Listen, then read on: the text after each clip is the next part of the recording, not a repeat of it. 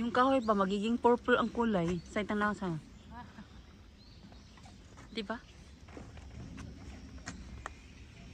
Dito natin na-appreciate yung mga ganito. Pero pag pumunta ko dun sa Pinas, marami na na-appreciate doon.